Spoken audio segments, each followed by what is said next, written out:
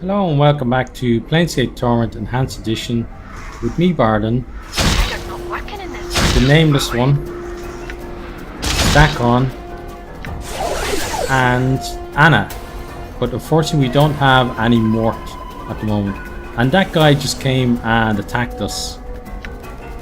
Just what I was setting up to try to... I hear your words. We can't loot him now. Whatever that was attacked us just as we were getting ready. But yeah, Mort is gone. So, wow, look at these guys, they're huge. Okay, so let's start talking to people. Let's try Byron Pickett. Okay, let's talk to you. You see a well-dressed middle-aged man. He seems to be scanning the crowd with a practiced eye. He notices you approach and gives you a quick once-over. Greetings! He smiles at you and gives you a barely perceptible nod. I am Byron Pickett, moneylender. May I help you? Moneylender? He nods again. Yes, I cater to the needs of merchants. Want to start a business? Keep one afloat that's down on its luck? Or perhaps expand a business? In either case, you come to me for the funds. He looks you up and down. I doubt you are a merchant, sir. So, what can I do for you? Nothing, farewell. So, maybe he's someone we have to deal with later, but not right now. Let's talk to Zerb. Zerb, this huge creature stands over 9 feet tall. Rippling muscles support its massive frame. It seems to be engaged in conversation with 2 similar creatures next to it. Greetings. He turns at your greeting and begins to look about. After a moment, he looks down and notices you. A look of confusion crosses his features. What do you want of Zerg? I have some questions. He gives you an apologetic look and shakes his head. Zerb not speak language well. Sorry, you talk Thorpe. He gestures to one of the creatures next to him. Alright, thank you. So let's talk to Thorpe instead. Oh, that was weird. I wonder what type of creatures they actually are. This creature is huge. Okay, we've done that already. What do you want, Smalley? I have some questions. You got questions? Maybe Thorpe got answers. He smiles at you. Who are you? He smacks himself in the chest with a thunderous blow. Thorpe. He raises his arms above his head and shakes his fist in the sky. Mighty warrior is Thorpe. All Tokola are mighty warriors, so they're Tokola. He places his fist on his hips and glares at you. Who you? I don't remember my name. He nods at you as he examines your scars. You got mighty scars. You must be great warrior, like Thorpe. He frowns and nods wisely. You got hit on head too many times. Not remember name. Someday you'd come back. I have some questions. What are you doing here? He barks out a laugh and smiles at you. Thorpe here with friends. He gestures at the nearby Tokola. We gonna barsh a flying lizard. He lets out a roar and begins to pound his chest with fists the size of hands. A flying lizard? He nods his head, then begins to make crawling motions. Lizards, you know, but it fly. He begins to flap his arms like a huge, misshapen bird. Eventually he settles down and looks at you expectantly. You mean a dragon? He snorts and raises to his full height. Thorpe good, but not that good. Someday Thorpe won't do barsh dragon. He stares off into the distance with a longing expression, then sighs. But this not that day. Well, if it's not a dragon you're talking about, then what is it? Thorpe not remember what Xantia call it. He pauses to think. It lizard tall as Thorpe, walk on back legs, got wings, got claws, red in color. Think she say they call Abishai? He pauses, then shrugs. I've heard of something called an Abishai. Is that what you mean? Updated my journal. His eyes light up and he gives you a joyful smile as he nods his head. Yes, Abishai, flying lizard, Thorpe and friends, barsh real good. Thorpe be warrior of stature then. Xantia accept apology. What's this about Xantia and an apology? Thorpe take friends to tavern last night. Thorpe gets stinking drunk, fall on Xantia's table, spill drinks all over her. He looks embarrassed. Xantia say she not accept apology unless Thorpe be warrior of stature. So killing an Abishai is supposed to give you stature? Updated my He journal. shrugs. Xantia say so. Thorpe not know. I see. I have some more questions. What can you tell me about this ward? He stares at you for a moment and shrugs. Thorpe not know. Thorpe new here. He gives you a childish smile. Thorpe here for fun. Yes, you're going to Barsh and Abishai. He smiles and nods at you enthusiastically. That's right, Thorpe and friends Barsh. I see. I have some more questions. You said you're going to fight an Abishai. He smiles and nods at you enthusiastically. Well, enjoy yourself. Farewell. Guess that's all we can do there for now. All right. There's Xantia. Okay, let's talk to her. You see a pretty young woman in fine clothes. Her skin lacks the usual yellow tint of inhabitants of this ward. She appears to be watching 3 nearby creatures with interest. Greetings. She turns to face you and an annoyed look crosses her face. Yes, what do you want? I have some questions. Fine, she looks irritated. Who are you? My name is Xantia. But she looks you up and down and frowns. Is there something else you want? I have some questions. What are you doing here?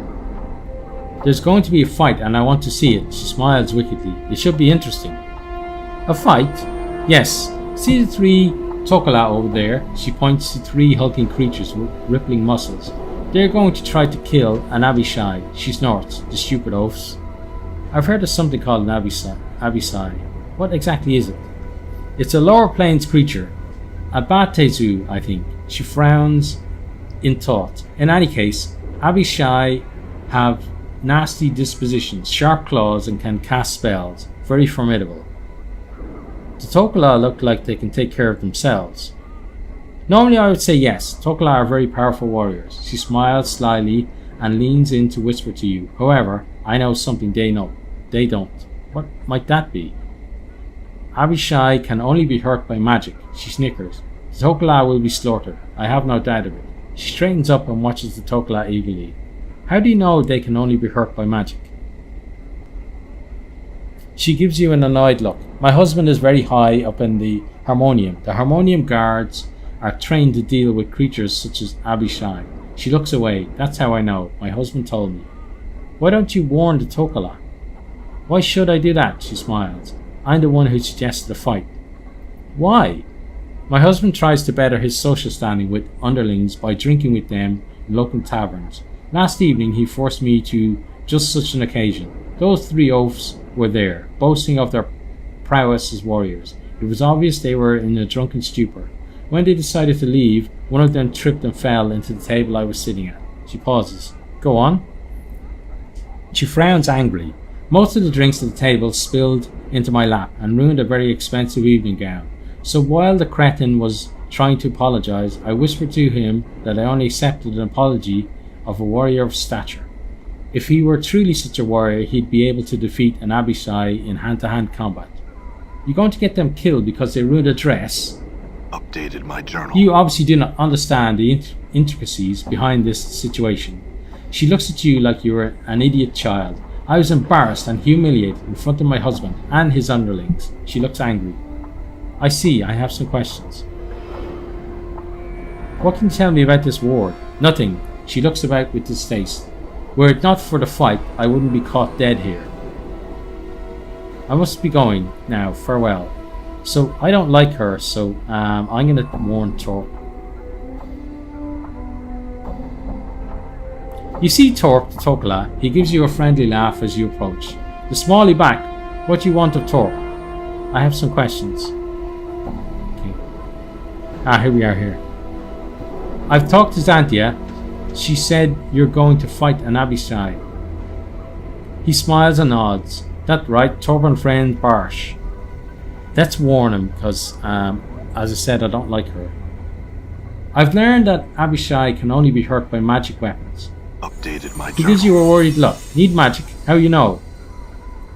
I talked to Xanthia. She told me. He seems confused at first, then a look of realization appears on his face. Xanthia played Torp for a coney.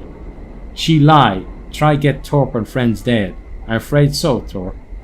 He nods. Xanthia not deserve apology. Torp free from debt to her.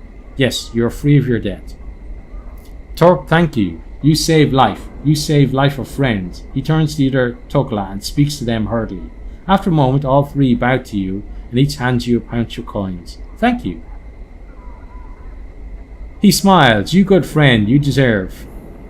We gain 600 copper, that's nice. I must be going. Farewell. Yeah, so hate that. Let's go talk to her and tell her we spoiled her fun.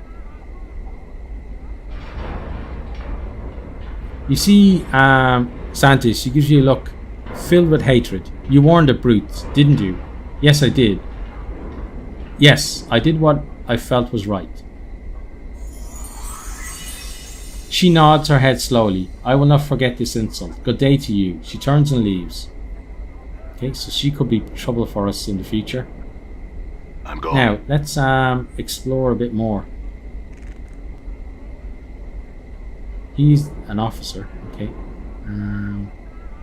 There's a black Abishai. So I wonder where the red ones are.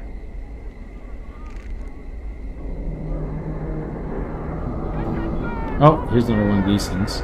Let's kill it. It's a shadow, okay. Dagger's not working in this. Clock seems true. Okay, it's dead. It was good experience. Let's talk to you. You're running away, apparently. Over here! Two for the price of one! What do I hear for this fine specimen right here? Do I hear Yimin. The man has rough, leathery skin with a pale yellow cast and gaunt features. His face is angular, his nose is small and highly placed, and his ears taper to points. A tracery of tattoos and scars cover his body. He is dressed in strange, gaudy leathers that look more ornamental than combat-ready. His eyes are like two small black stones, and they track you as you approach. Before you reach him, Dakon pauses. I would caution you against speaking to that Gith Yankee. What's a Gith Yankee?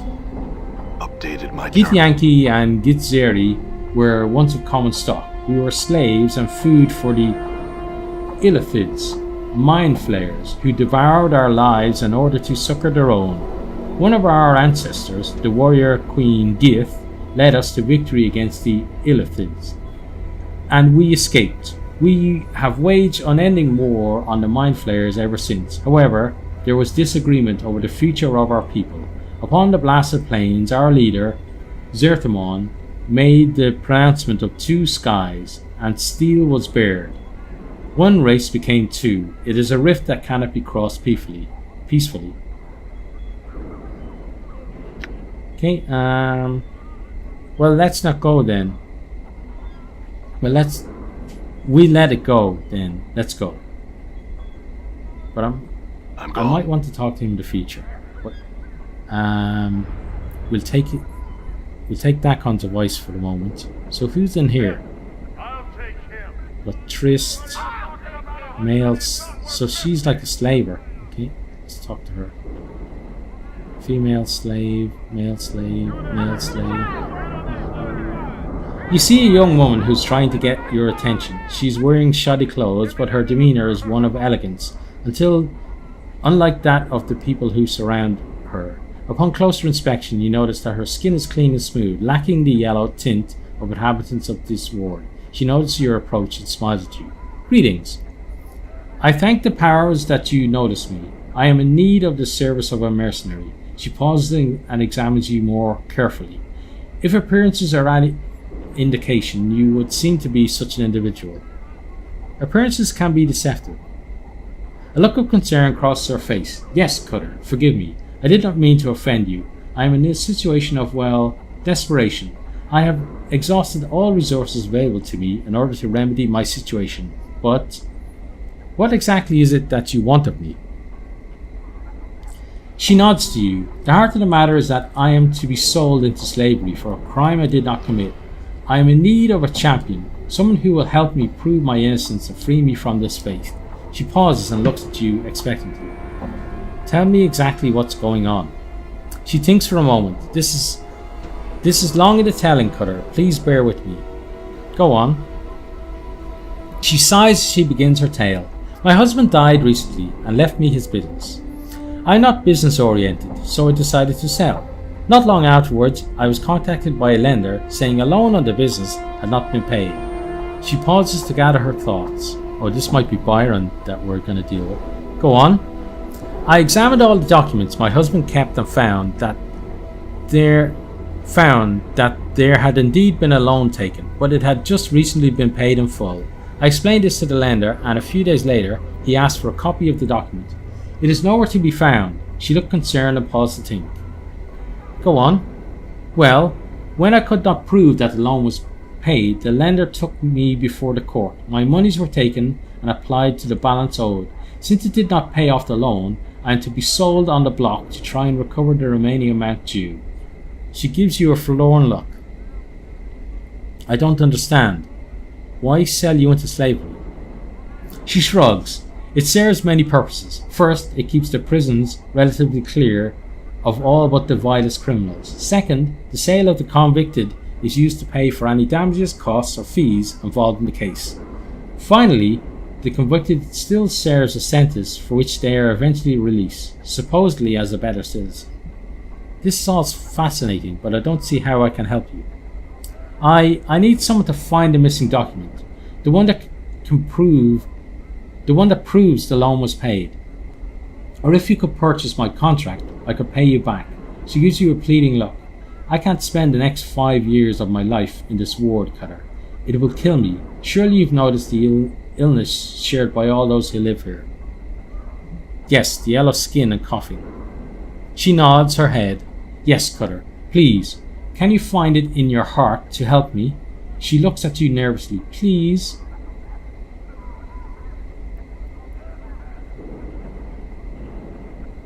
Let's see.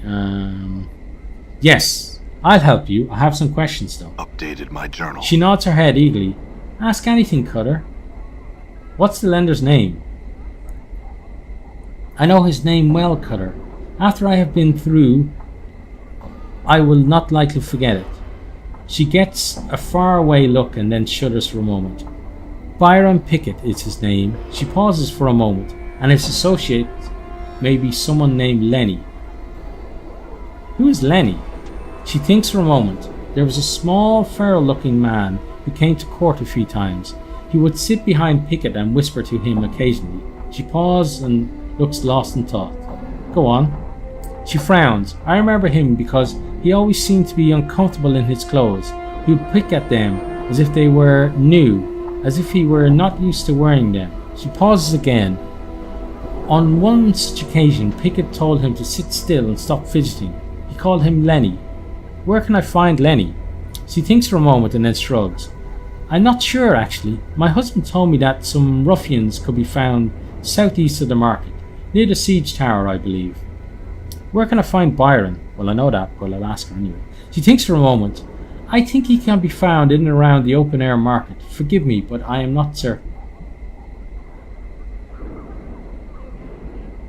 Okay, I have some more questions.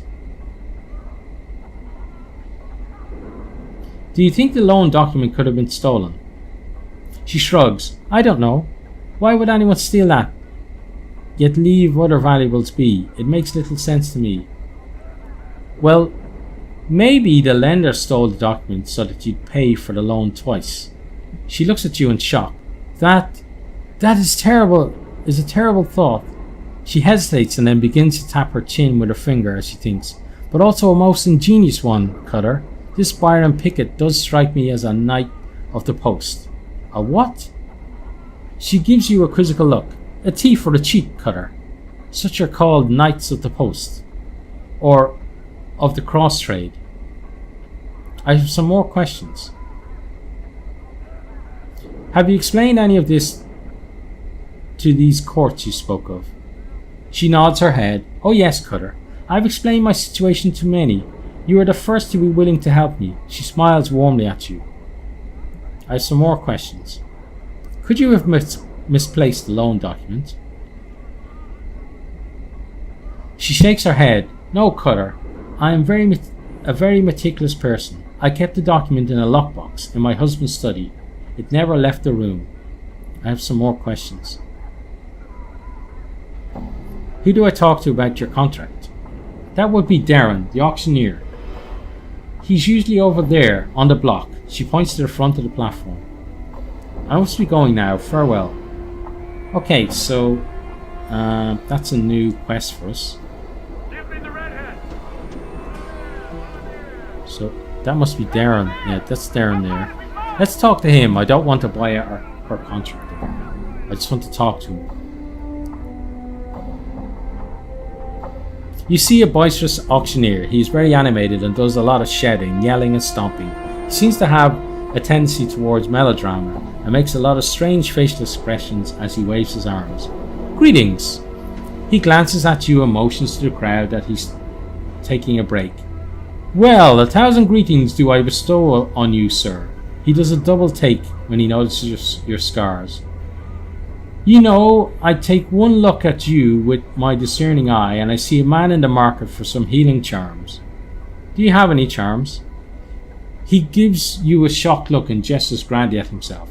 Do I, Darren, have any charms? He pauses for effect. No, sir, I do not. However, don't let that fact discourage you. I have plenty of other items for sale. He points to the rear of the auction block, where a group of people stand in chains. You sell slaves? He shakes his head. No, sir. These are indentured servants, not slaves. For the most part, they are guilty of minor crimes. The proceeds from their sale go towards paying their debt to the city. After their term of servitude, they will be free citizens once again. It sounds like slavery to me. He gives you a bright smile. I don't concern myself with such thoughts. My task is to sell their contracts as given by the courts of Sigil. He lowers his voice as he leans in closer. And collect a percentage for my efforts, you understand. He straightens. You said they were guilty of crimes. What crimes did they commit? He shrugs, his shoulders in an exaggerated way. I don't know for certain, but I would guess theft, assault, or not being able to pay their debts. Those are the most common transgressions. I see, I have some questions for you. He shakes his head. Little time for such wigwag, friend. There's dealings to be done. Speak quickly. I had a skull and it's been stolen from me. Do you know anyone who would do such a thing? A skull? He seems confused. Not much market for those, at least those separated from the body. He frowns and turns to you. His voice drops dramatically. Unless, of course... Go on.